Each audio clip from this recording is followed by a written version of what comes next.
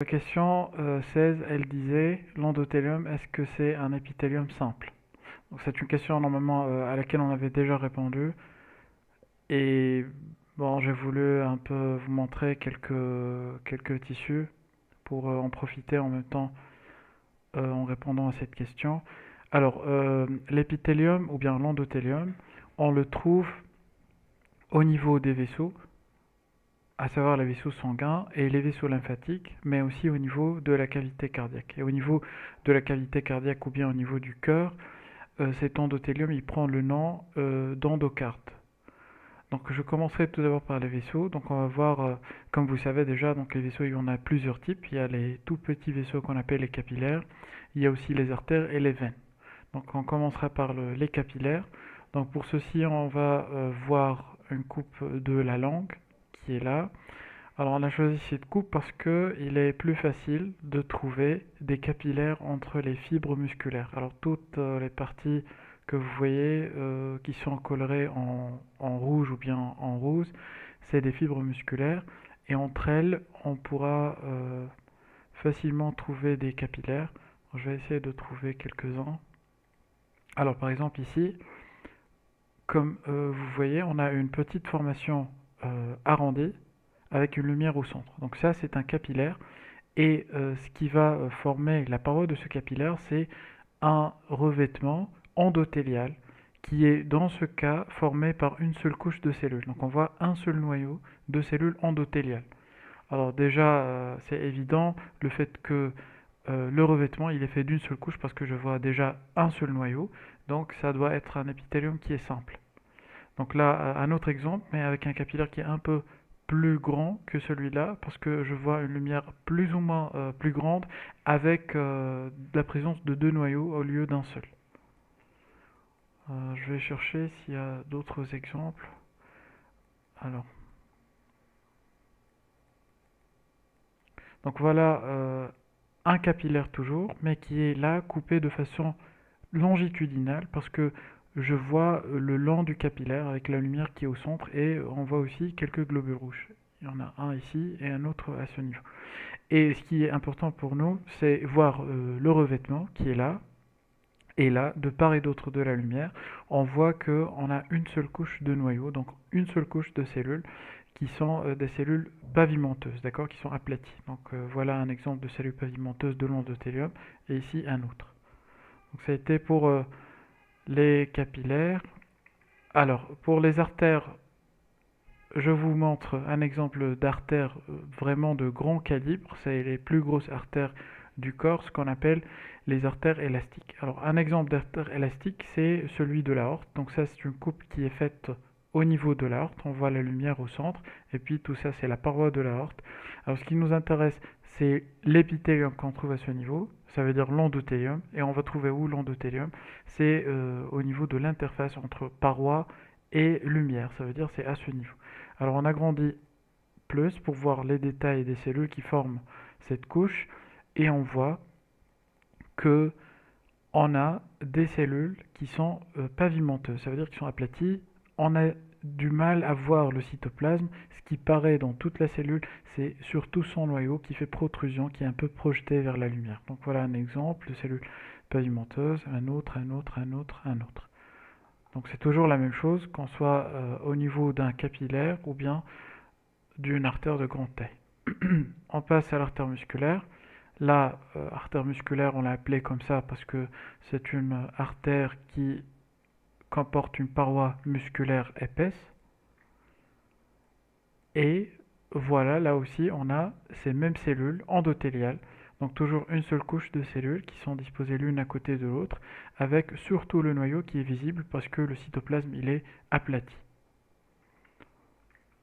Pour les veines, je vous montre la veine qui était juste à côté de l'artère quand on vient de voir, qui est celle-là. Donc là c'est l'artère et là c'est la veine.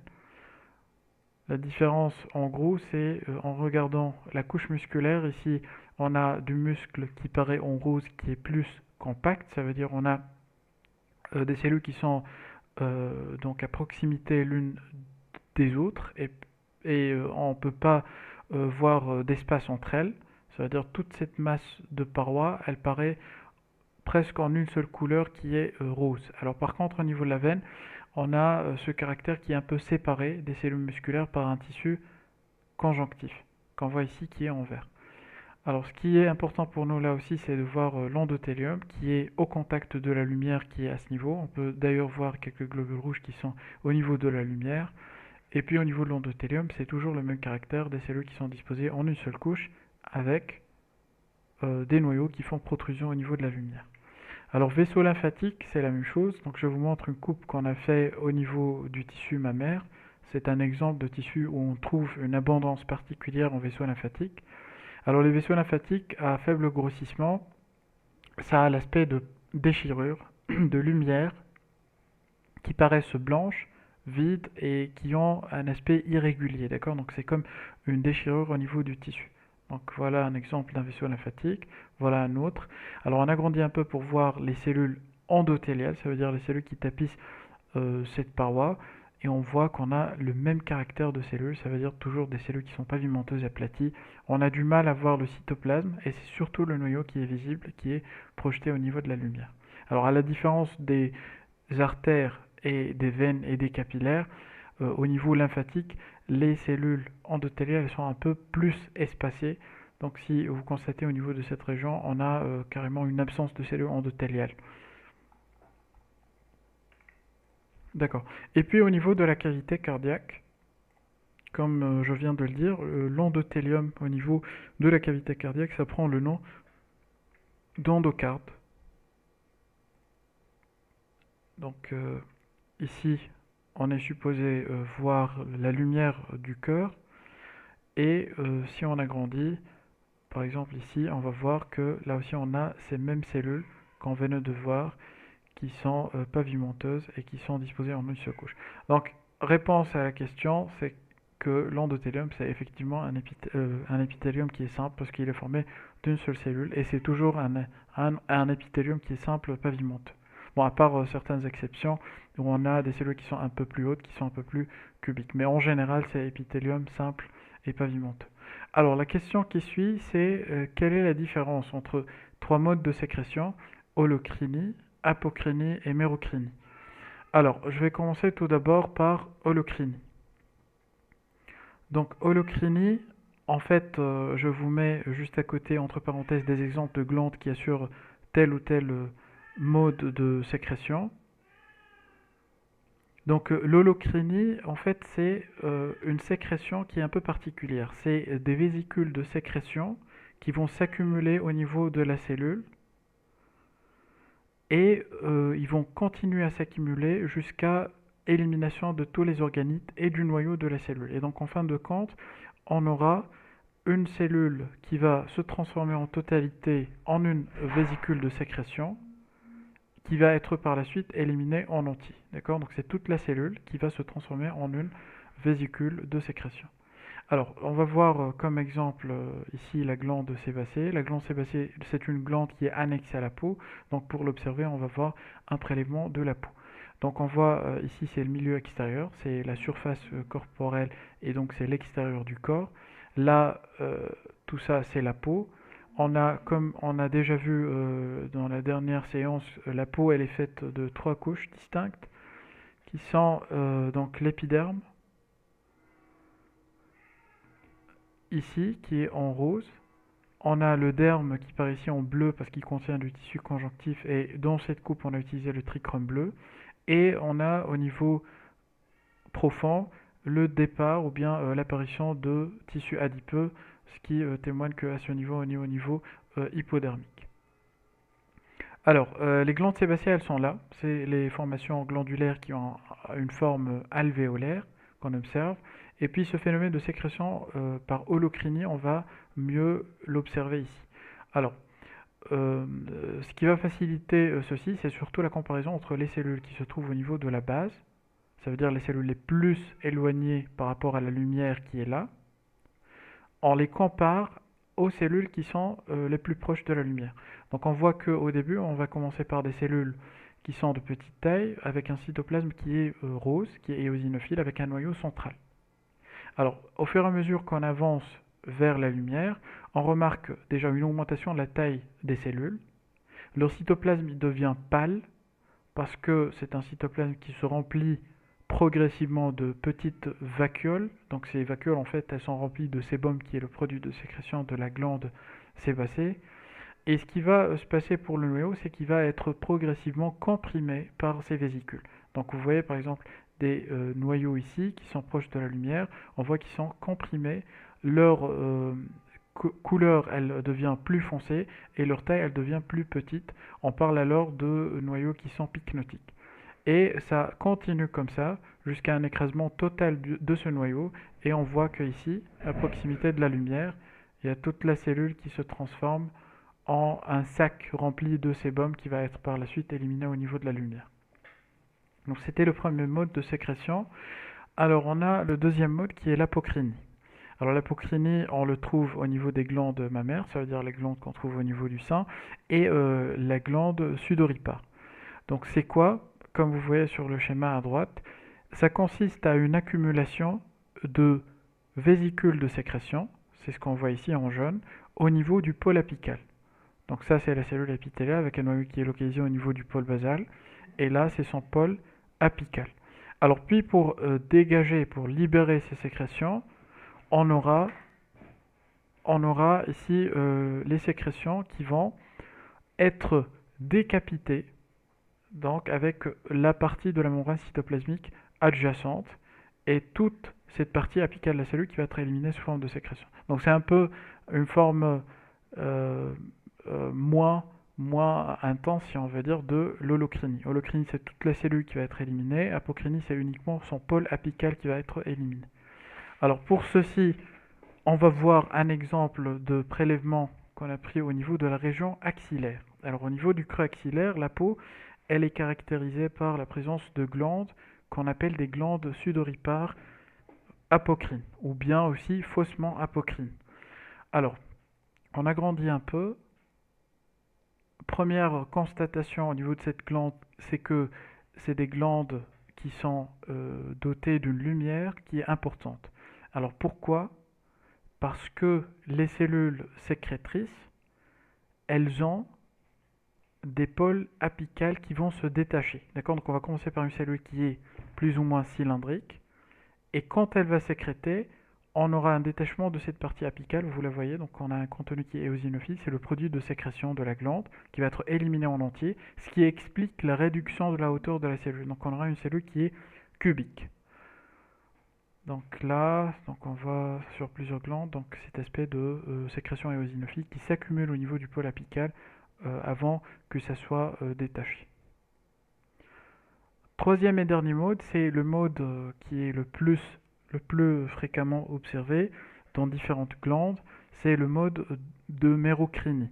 Alors, mode de mérocrinie, ça commence par la formation au niveau de la cellule de vésicules, donc qui contiennent le produit de sécrétion de la cellule, ce qu'on voit ici en rouge, et puis la libération de ce produit de sécrétion va être assurée par la fusion de la membrane des vésicules avec celui de la cellule elle-même, et ça va assurer donc une élimination de ce produit qui était au début à l'intérieur de la vésicule vers l'extérieur. Alors la question 18, c'est quoi la différence entre glande et canal? Alors généralement les glandes c'est des structures qui vont assurer la sécrétion. Les canaux associés à ces glandes, c'est des structures qui vont assurer l'acheminement et ils véhiculent en fait ce produit des glandes vers l'extérieur ou bien vers la destination de sécrétion de ce matériel. Donc je vous montre deux exemples donc, de glandes qui contiennent à la fois des unités sécrétrices et un système canalaire de transport de ces sécrétions.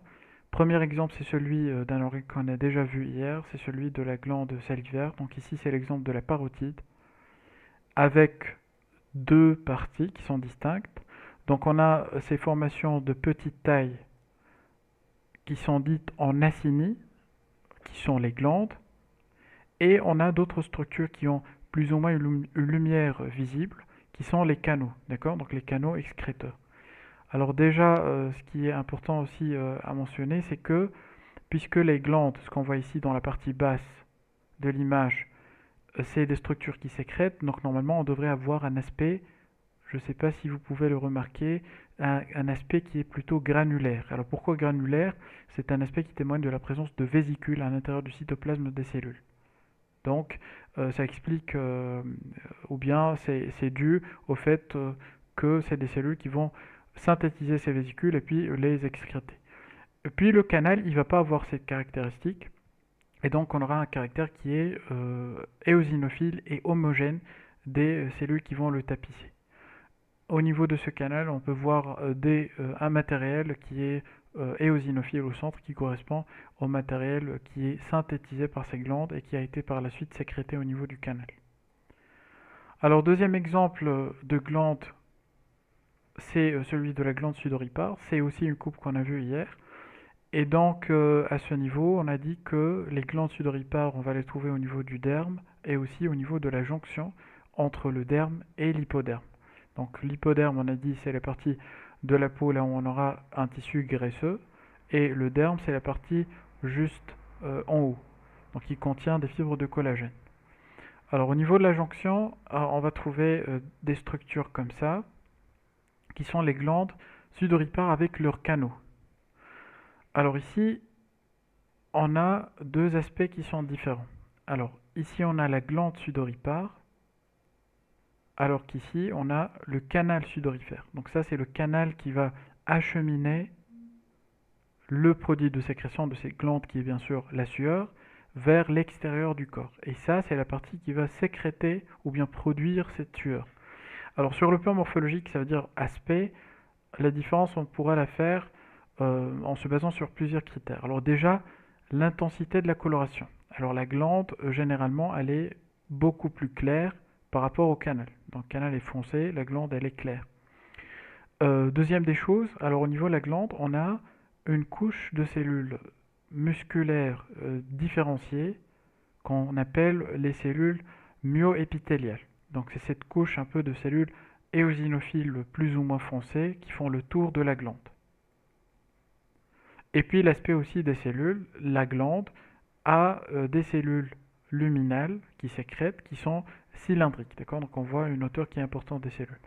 Alors si on compare ça au canon, on va trouver des éléments qui sont différents.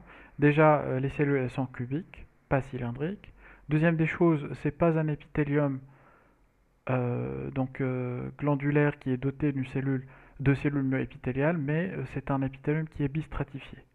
Et on en a parlé hier, donc avec deux couches plutôt de cellules qui sont cubiques.